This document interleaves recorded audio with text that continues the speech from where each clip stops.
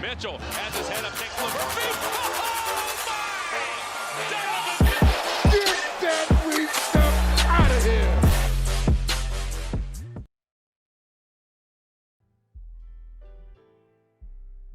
Welcome to the Junkyard Pod, a Cleveland Cavaliers podcast. On today's episode, we will be going over the three things we are most hopeful to see translate from the preseason to the regular season.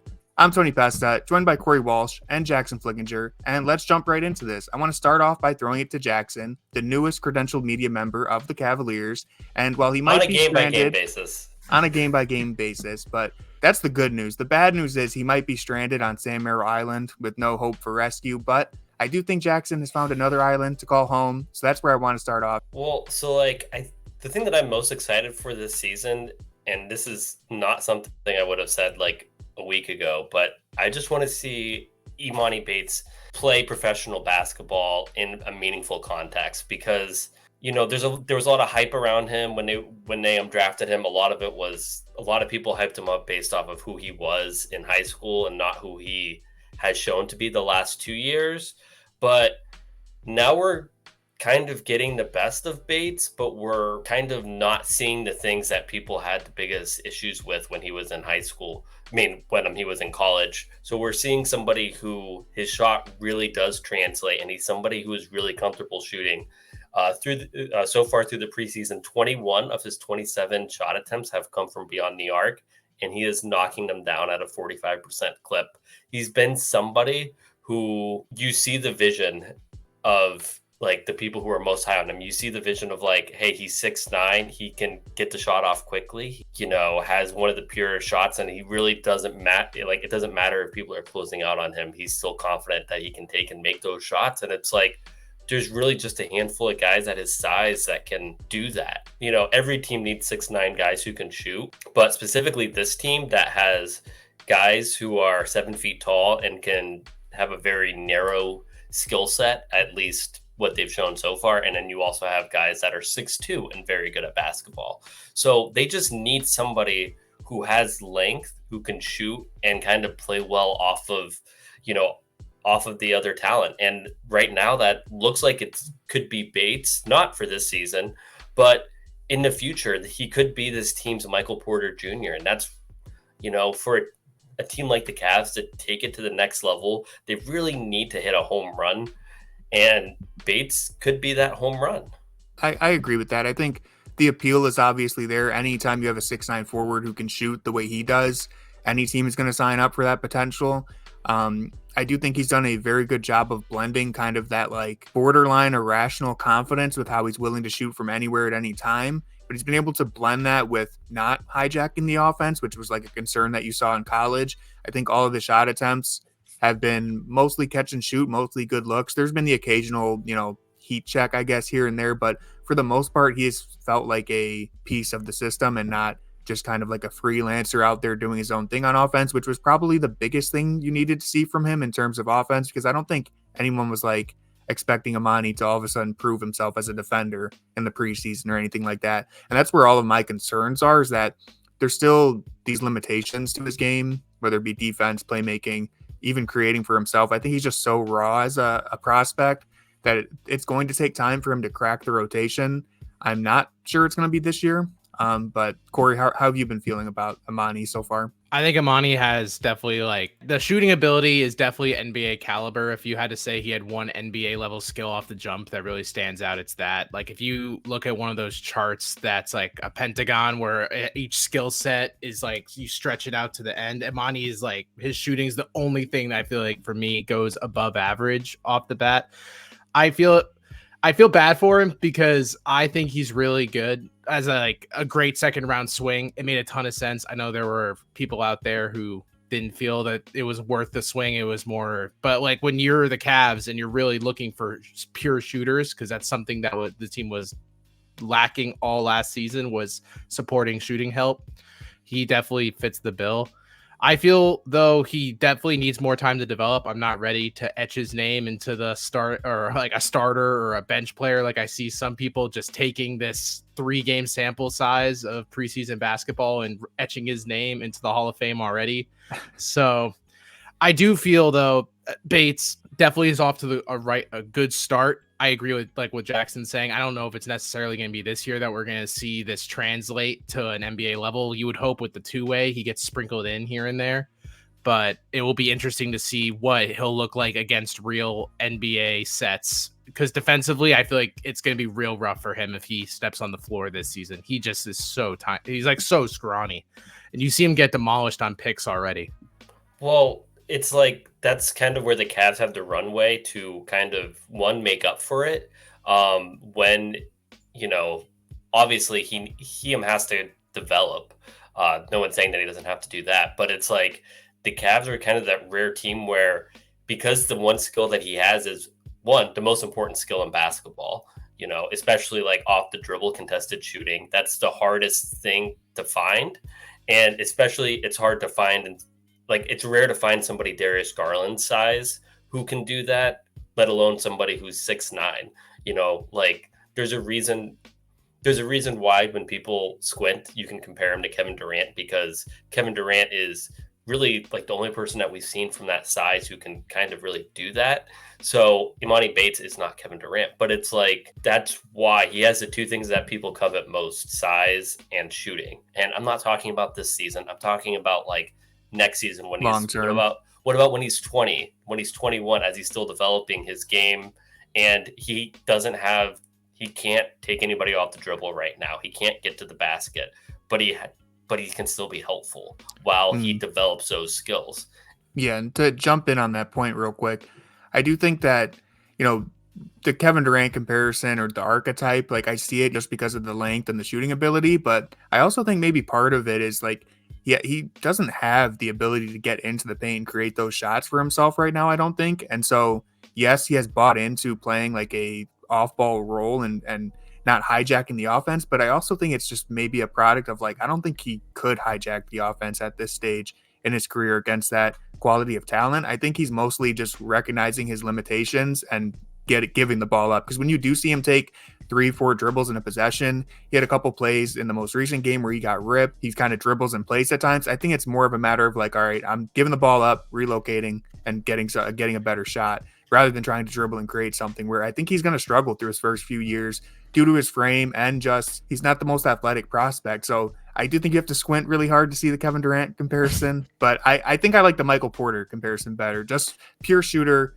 All the shots are coming from behind the 3-point line, and that's a really good thing. Just to be clear, I was not comparing him to Kevin Durant. I'm just saying you can see why people in high school were doing so because there's nobody like you can see the archetype. There's like when you say that archetype, that archetype doesn't really like exist because there's nobody else really in that archetype. There's like 3 people alive currently on Earth, so it's like that's not really like. So it's not a knock to say that he's not Kevin Durant. No, it's over. Just get rid of all the hype. But it's also if you get somebody in that archetype that you think can actually play NBA minutes, can hold up, or at least you see a path, then it's like it's worth building on that alone. Thing. Yeah, that's like the most valuable thing. If you get somebody who is a Michael Porter Jr. type player in the second round with the 49th pick and is cost controlled, that's a home run.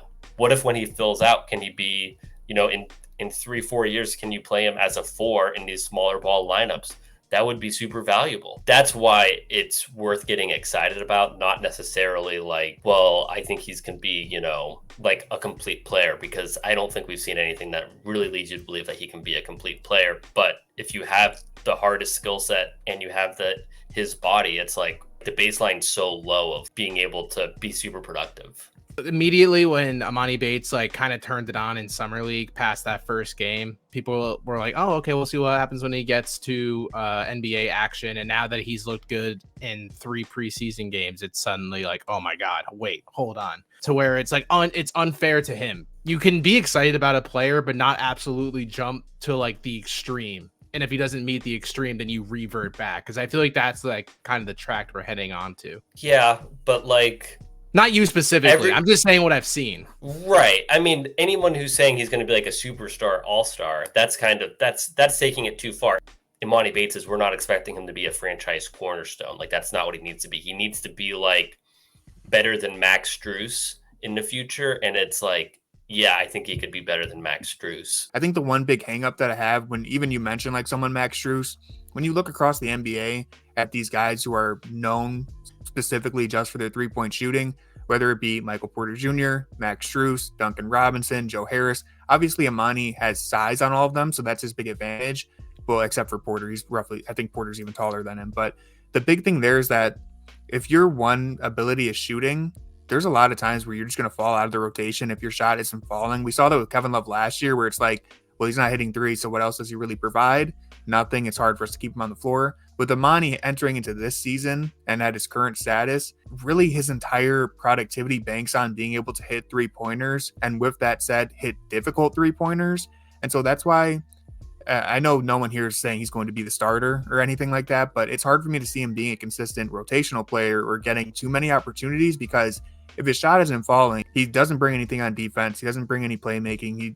He just doesn't really have anything else to rely on, where if he's going to be that guy who does become a rotational player in the future, you can look at like Michael Porter Jr. as a great comparison and be like, well, at least he provides some rebounding. At least he does something else on the floor. And so for Emoni to really take that next step, he needs to fill out his frame. He needs to polish out the rest of his game before I'm ready to get all in on the hype train. But like, with that being said, that doesn't mean that I'm not rooting for him. I'm all in on rooting for his success. I just think that, and I know this isn't you, but the fan base, and listen, like, it's part of the fun of being a fan, they're going a little Emoni crazy right now, and it's all fun, but I am just pumping the brakes a little bit without trying to be a hater and say like, this, just have some patience.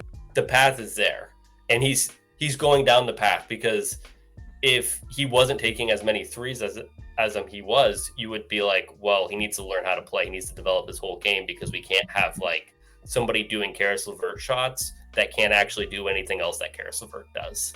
Yeah, and on that point, before we move on here, I will just say I agree with that, and wrapping it back up with what I was trying to say earlier, I think just so much of it is reliant entirely on his ability to shoot threes, and that's just something that I don't think he's going to be a consistent rotational player until either he is so good at shooting threes that you can put him out there every single night and he's going to be a consistent 40% shooter with volume for the amount of minutes that he's getting, or he's going to be able to do something else, whether it's rebounding, hold his own defensively, self-create, play make, whatever it may be. I think he's already on a good path, but if he's going to really crack the rotation and be like a main staple every night, the rest of his game needs a lot of polishing. It's just really, that's where I stand on Emoni. Yeah, I agree with what Tony said. I think I'm looking more forward to year 2 onward to see where he grows between the Charge and the Cavs, to see if some other areas get more filled out, because I'm not really concerned with his ability to shoot. I think I've already seen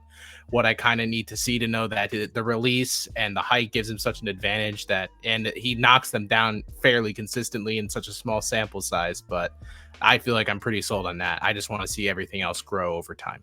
He doesn't need as much work as you guys are making it out to be, because there's always room for somebody who doesn't hijack an offense, can shoot a million threes, and is 6'9", and can actually hit the threes, because that's actually important. Well, with that being said, let's transition into our next topic, and I'm going to flip this over to Corey. What are you most excited for this season? I'm also going to talk about Emoni, but no. I'm excited for what we've seen in the 3 games. We were all wondering in the offseason, how is this Cavs offense going to look? There needs to be some drastic changes, and the roster makeup over the offseason kind of hinted that they were focusing on a more perimeter-oriented offense with the acquisitions of Strus, Niang, Jerome. And when we saw the first 3 games, I think the thing that shocked us the most is that the pace actually did increase over time. I think everyone's worry was, we're going to add all these perimeter-oriented shooters, but the offense is going to still kind of be a slog. And how is that going to work with movement shooters like Max Strus, Niang, and others but actually the pace has significantly increased over this stretch. It has seemed to be in a system where I'm actually more excited to see how the role players, I think this is going to benefit them more than I think people are expecting it to. I think it will also, it might affect the stats, I think, of the 2 lead guards in a way where you would think they're regressing, but I think it's also because this will allow the role players to simply do more than what Jackson would probably call the Isaac Okoro role of standing in the corner and crossing their fingers and hoping that the ball will fall to them. I think you look under any advanced metric, of Cavalier shooters last year, they had probably some of the most space in the league at 3-point opportunities and just failed to hit on them. The reason we liked Jetty Osman last year was because he was willing to take those shots, but he couldn't really convert on them at a clip where you would feel confident game to game that he should be in the lineup. Dean Wade fell out of the lineup. Good for you. Dean Wade fell out of the lineup because he couldn't convert on those looks. We kept on knocking on the Dylan Windler tree, hoping that he would eventually convert on those looks. Sam Merrill never even got a look at the sun in that lineup because his propaganda just spread too far. And now I feel like with the lineup, I think this is really going to help the role players thrive. I think this will make it so it doesn't have to be a your turn, my turn all the time. And I think the Strus signing was kind of the first domino of like the team being like, maybe if we incorporate a little more modern offense and movement shooting, this could actually look a lot better and it could be more built past regular season offense.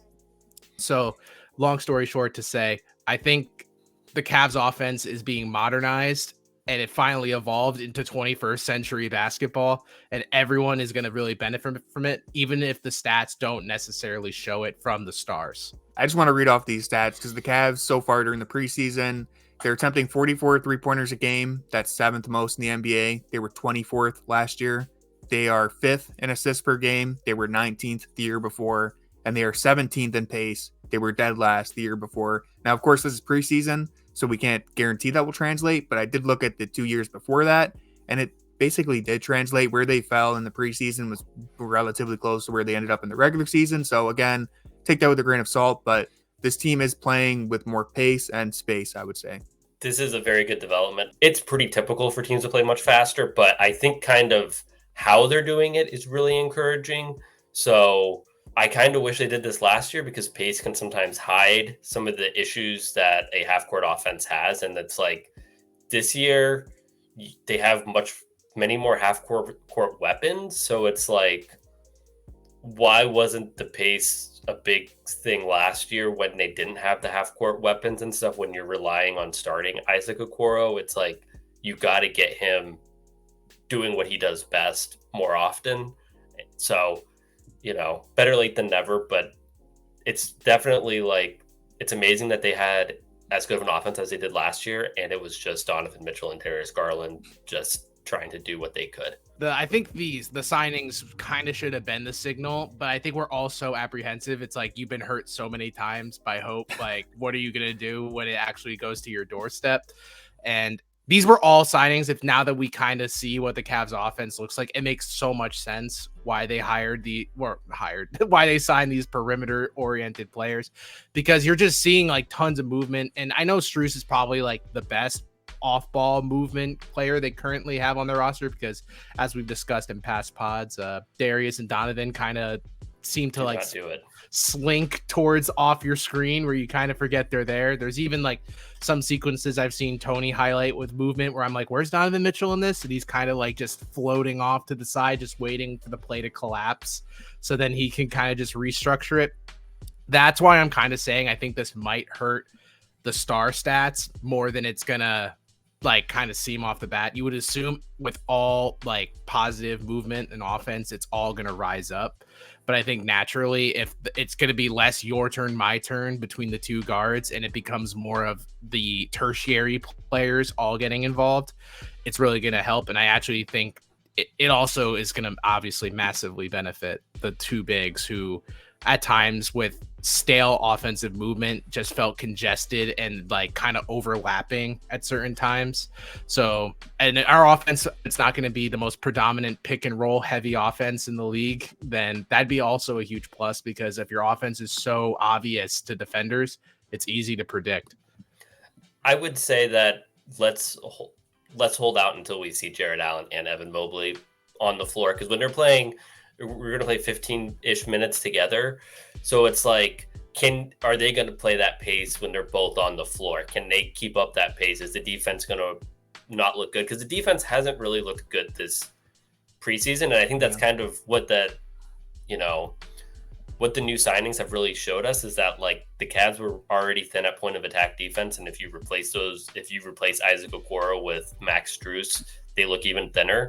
So once the defense if the defense has a couple bad games or if the defense is playing poor, does that change? And that's where I'm kind of like, let's wait and see after 20 games. Because I think they're going to get a bunch of shots up, because if you're playing that personnel, you're not going to play Max Strus and have him not shoot. But the pace is where it's like, I like it, but let's hold up. I do want to parrot something that the Chasedown said, 'cause I think it was a good clarification with the pace, is that their problem last year wasn't so much that they didn't run in transition. It was more they walked into their half-court sets, whittled that shot clock down every possession. And that, I think, would be a really helpful change if they started getting to their actions quicker and just getting shots up. I think last season, stagnation was the real killer of that offense. The spacing was obviously a concern. They didn't have the personnel. But the way that all four guys just kind of stood around, there just wasn't much movement. And now you have the personnel to where if you do play stagnant, if they do revert to those bad habits, at least now you have Strus out there to help.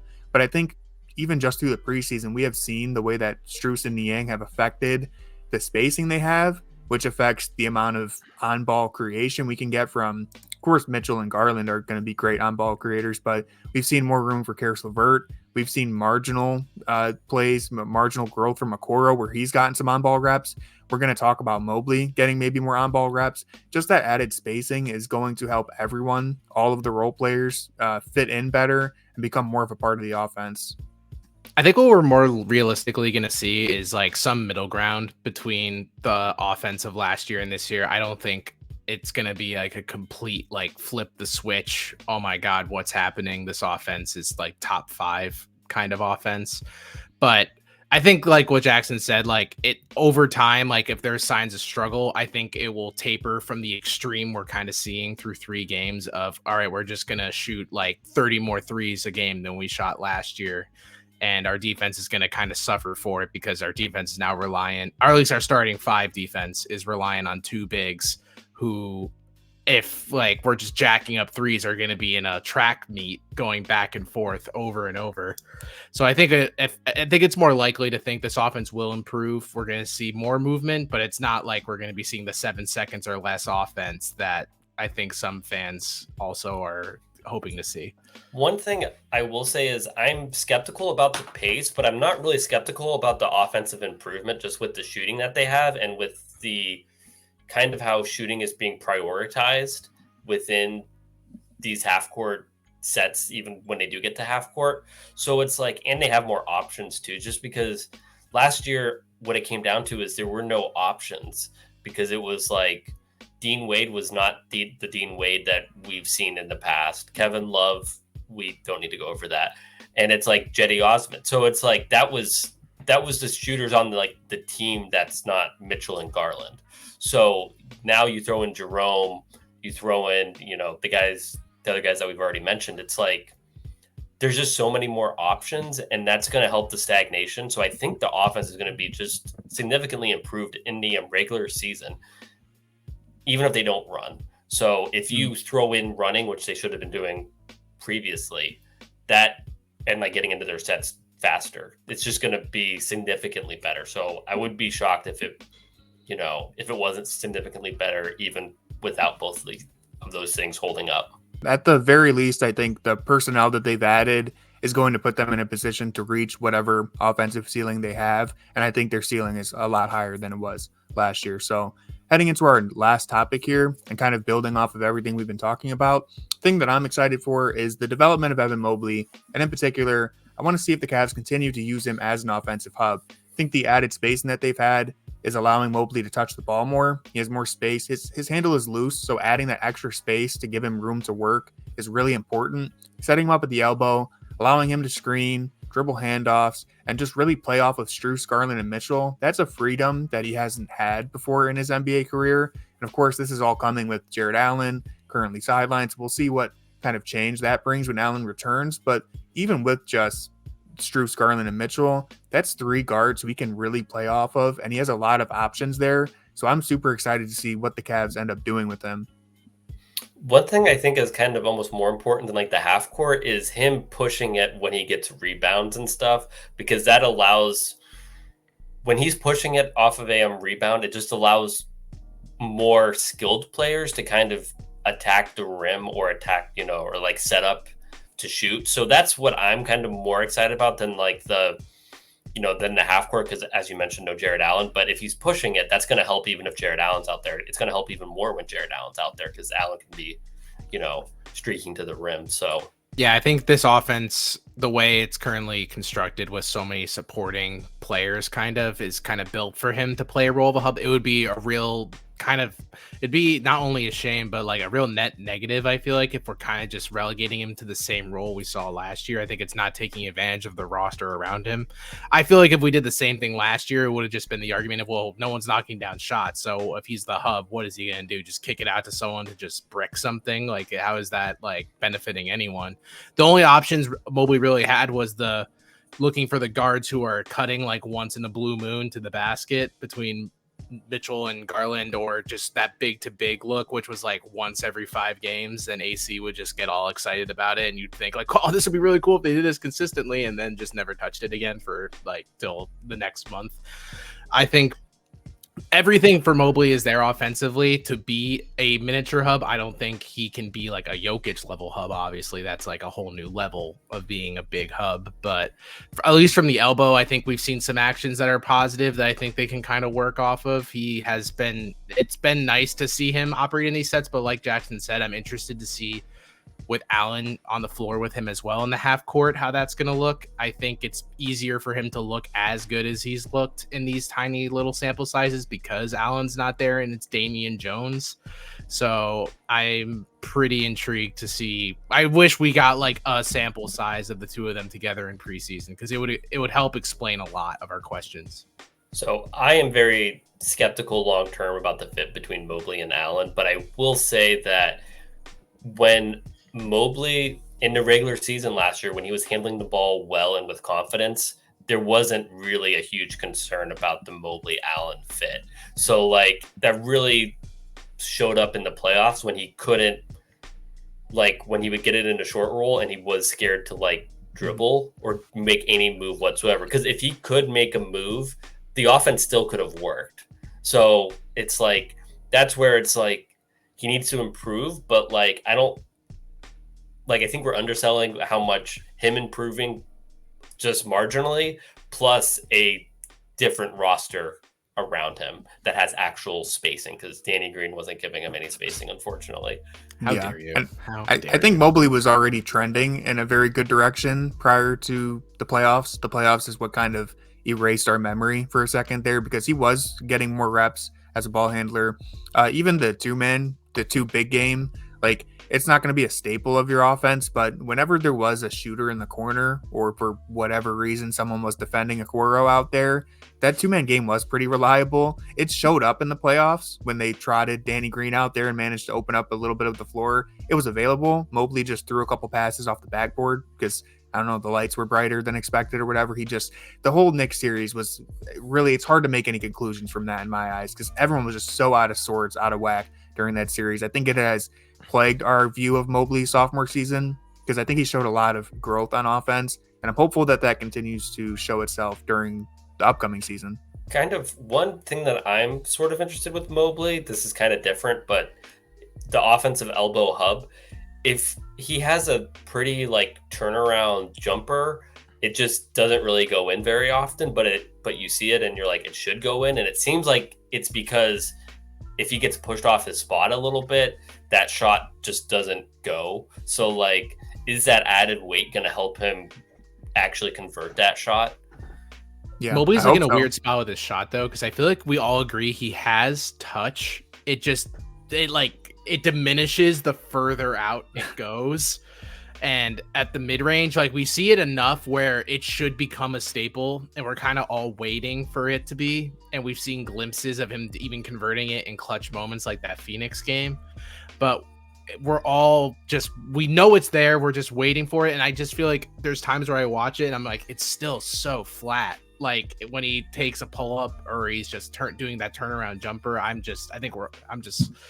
know, man. I just really wanted it to convert at some point because it would literally open up so much, especially like Jackson said, from that elbow hub perspective. Like if it wasn't only the threat of, I hope he doesn't find someone open in movement, or then it could be, I hope he doesn't just pull it up over me because the dude's over 7 feet and it's going to be hard to contest that.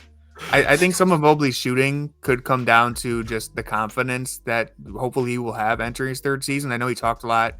Well, he didn't talk that much during media day, but when he did talk, he spoke on how the game has seemingly slowed down to him. He feels more comfortable with the process now that it's his third year. And so I think we will see the most comfortable version of Mobley. I think we'll see the most confident version of him. And half of shooting is just having confidence. So if he was going to make an offensive leap, whatever that may be, I would expect it to start really showing itself this season. That's going to do it for this episode of the Junkyard Pod. Thank you everyone for watching or listening. Please consider hitting subscribe, dropping a like, and sharing the podcast. We truly appreciate any and all support. And as always, go Cavs. Thank you for listening, Brian. Go Cavs. I agree. Go Cavs. Follow me, Brian. I messed please. it up.